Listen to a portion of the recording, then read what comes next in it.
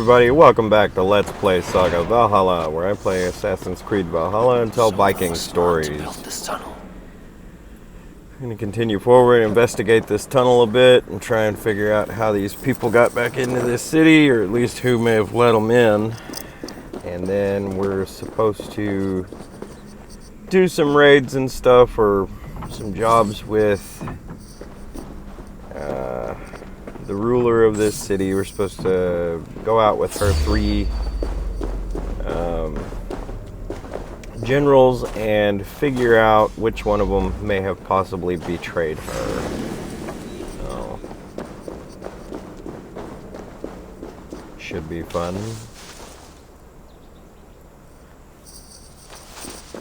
A trail of yellow paint drops. A painted cross.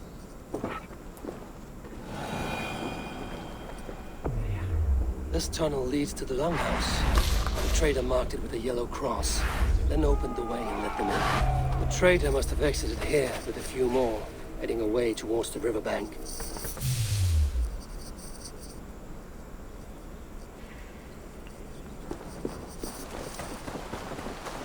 Alright, so I did cut out a great deal of searching. I searched and searched and searched to try to find the rest of the yellow paint. Never found it. Thought there would be more story there, so I did cut that out because it was quite a long search. But we're gonna head upriver and try to help some of these other folks out. So today I'm gonna tell a story that was told to me a long time ago.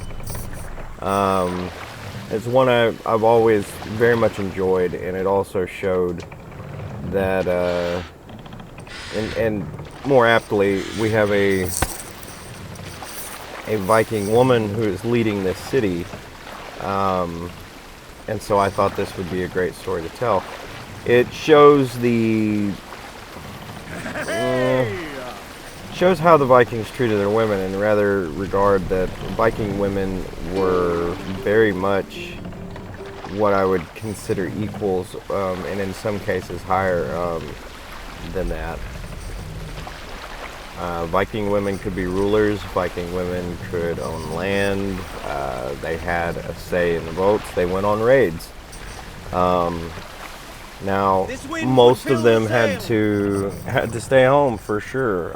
You're talking about 1 out of every 10 children survived past their 5th day of life, or their 9th day of life, excuse me.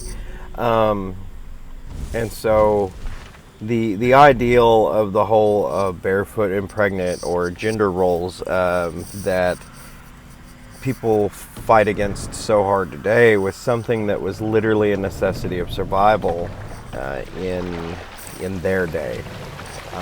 When you had 9 out of 10 children dying, if you could be pregnant, you needed to be pregnant, or your people wouldn't survive another winter.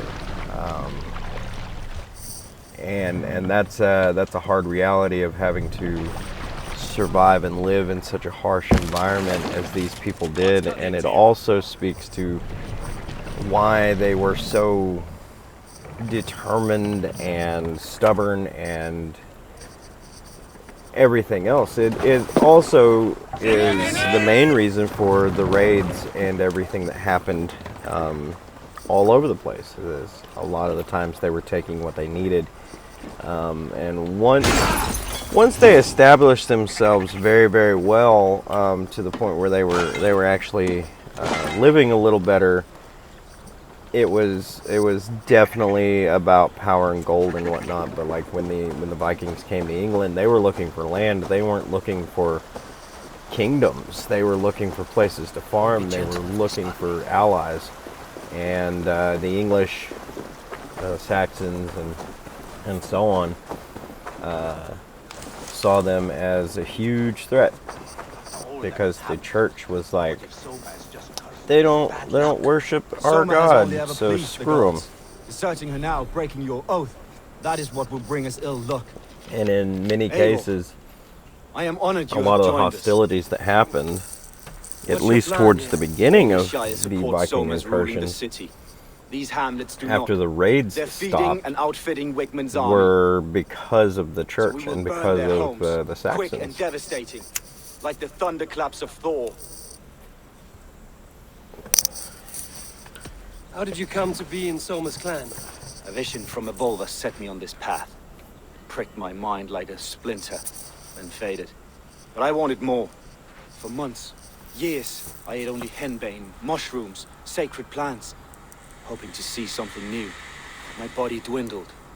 I lived addled, maddened, a wanderer, taken in by Saxons and spat out, again and again, until Soma found me, naked and alone in the fence.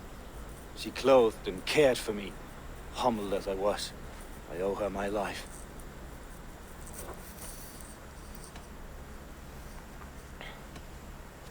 What do you think of the others? Leif and Birna? Leif. He's a talented sailor, if a little enthusiastic. And Birna, well, Birna thinks of life as a grand joke. She was a smuggler when Soma pulled her from the muck, making a living on lies. Birna is part of my clan, and I will fight beside her, irreverent as she is. But she has no care for her destiny. Visions can be strange and powerful. What did you see? I was climbing a mountain, a lion and a snake upon my back, weighing me down. I struggled. Then Soma appeared, and she eased my burden. When we reached the peak, there was hardly enough room to stand. On a point like the tip of a blade, we teetered there, gripping one another, tightly.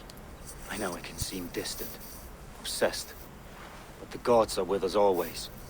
I see it as my duty to shelter Soma from their ire.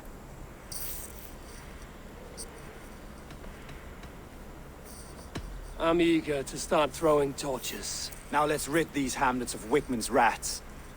Light your torches and set your arrow tips ablaze. All right, and ironically, I picked the story that involves torches.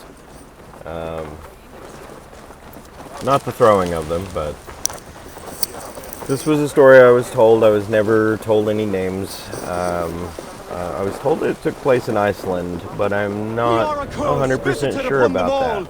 Leave no house unburned. But it was to do with the ruling of a licking certain Alderman. amount of area and the claiming of land. Wickman's boots. So I'll tell the story the way it was told to me. I cannot verify whether or not it took place in Iceland. And I cannot verify any names because I was never told any names. But this was a story I was always told, and I always loved it. It was just a good one. So the way the story goes is that a We have this! ship with two brothers and a sister landed in Iceland. And the oldest brother tried to claim it for his own. He tried to claim the land for his own, and this caused an argument between him and his younger brother and his sister. With me! Watch for my lead! So they had a holy man, a Gothi, aboard the ship. And the Gothi brought forth 3 torches. I'll keep the rat And he said to them, we shall let the gods determine the ruler of the land. He said that they would light the torch, and each person would have the opportunity to take one torch and walk as far as they could go. And wherever they walked was theirs. And whoever had the most, when it was done, would rule the land. They all 3 agreed. And so the first brother, a very large, strong man,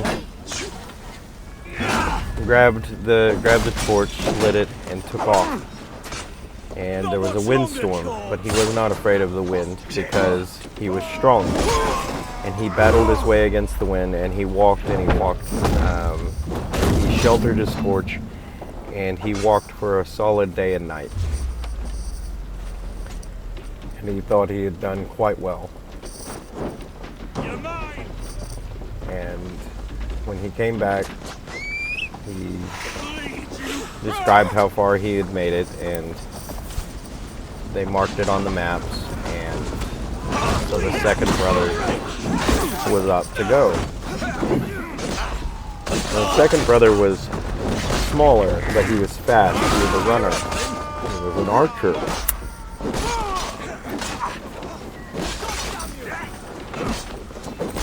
So, unlike his brother running into the storm, he waited for the storm to be over. And he lit the torch and he ran. And he ran and he ran and he ran as fast as he could.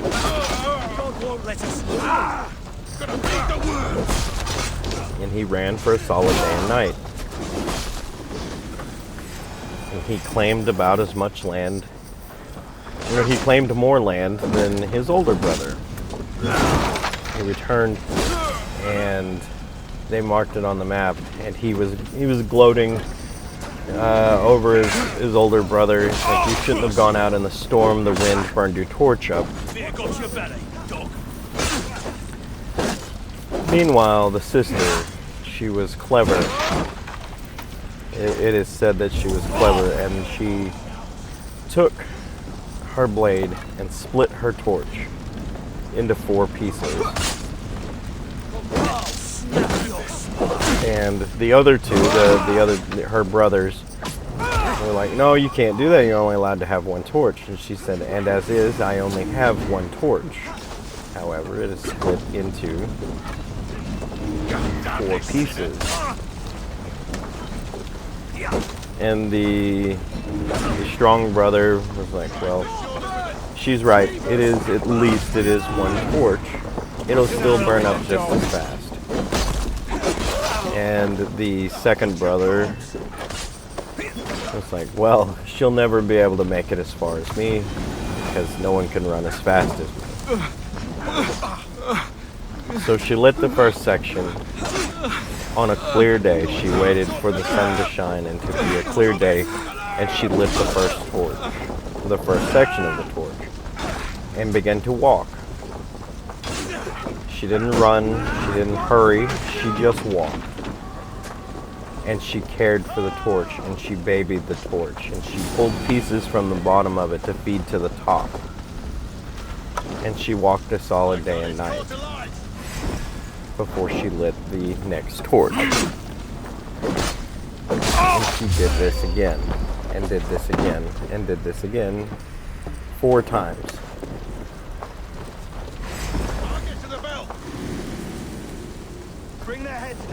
It is said that when she returned, she was haggard and tired because she had walked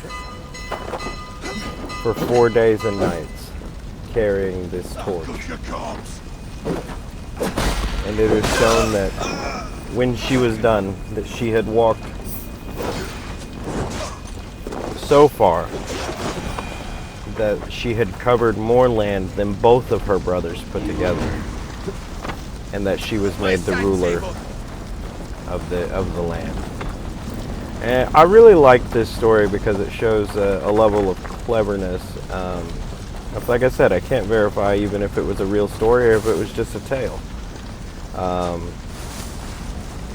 But it speaks to my people's means and thoughts and whatnot. It speaks to the amount of trust that these people had with one another, and the amount of trust that they had in their gods.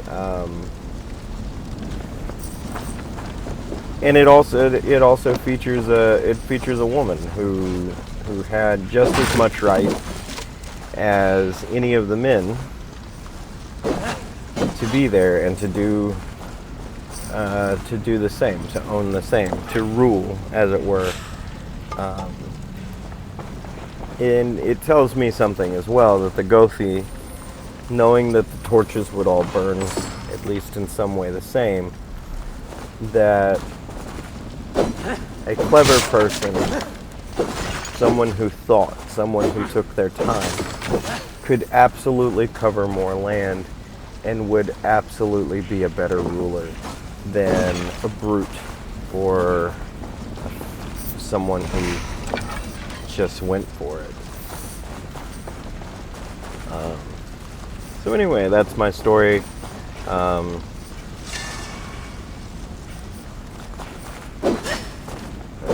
wish I could tell you what book it came from, or if it was an actual historical tale, or if it's just a tale.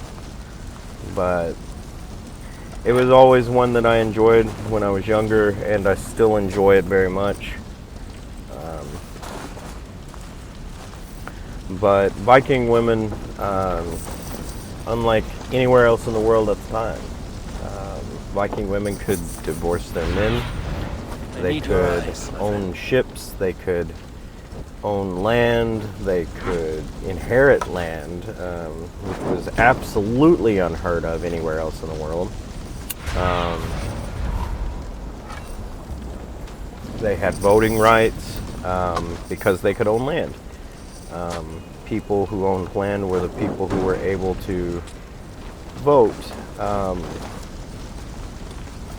So that's a level of interesting as well. And ironically enough, owning a ship was the same as owning land. So you didn't have to actually own farmland and a house and all of that. If you owned a ship, you technically owned land. And so you had the right to vote.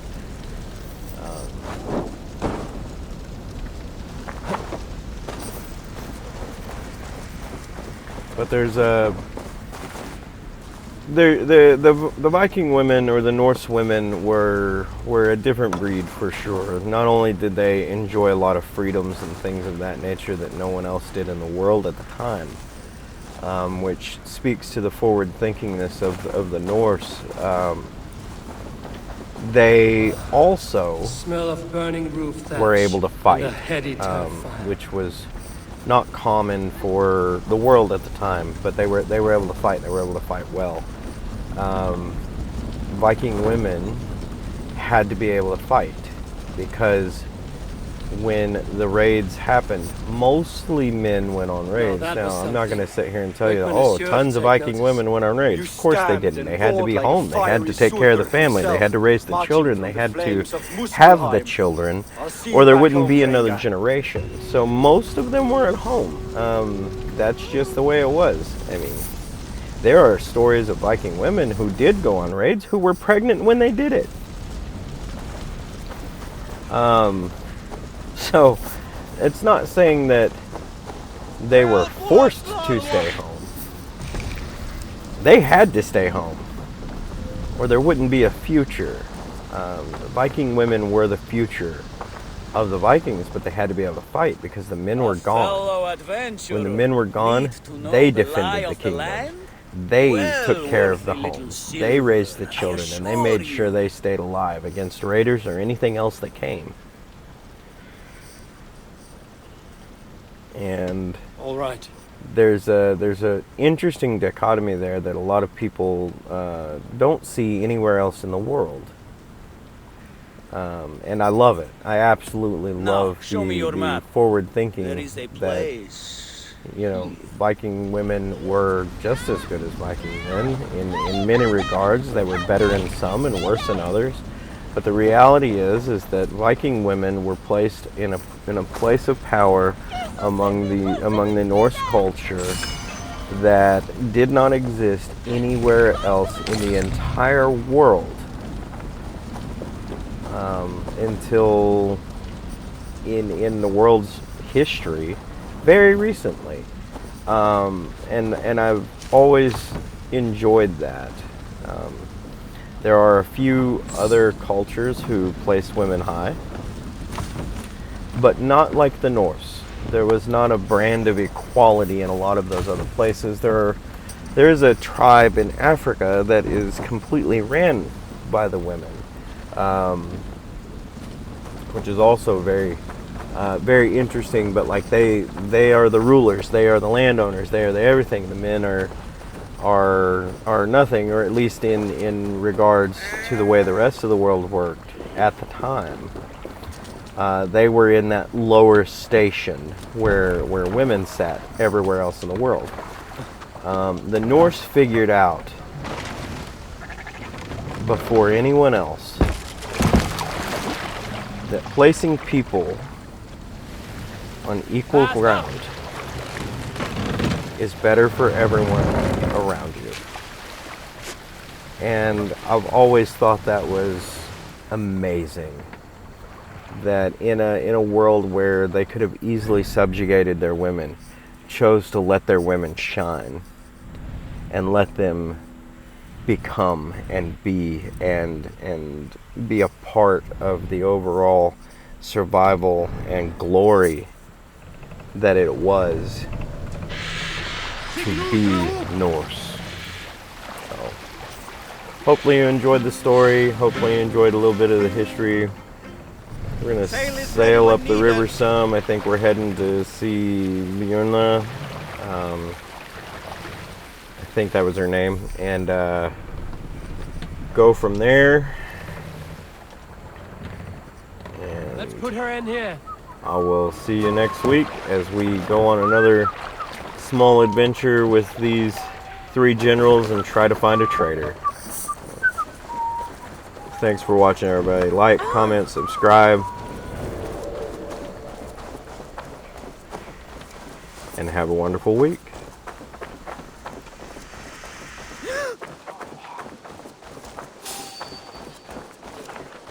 Why the hood, stranger?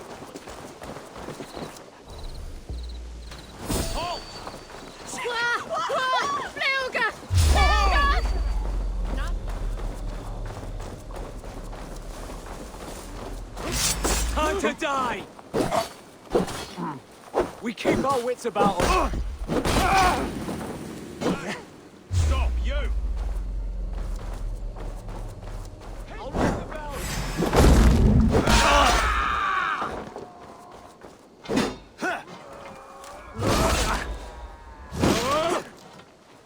We have the advantage. You!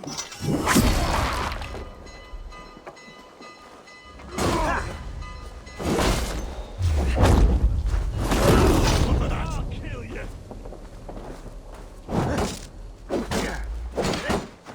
Spread out! We have this!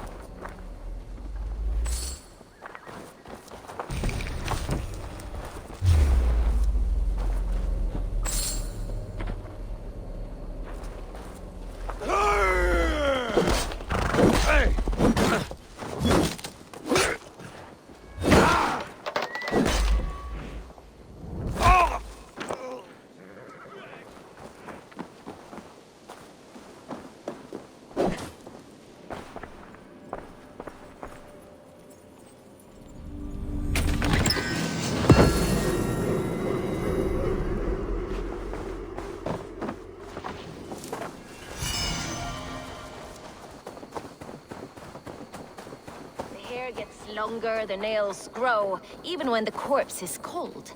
I've seen it myself. That's not true. You think what? There's a bit of life left in someone long dead.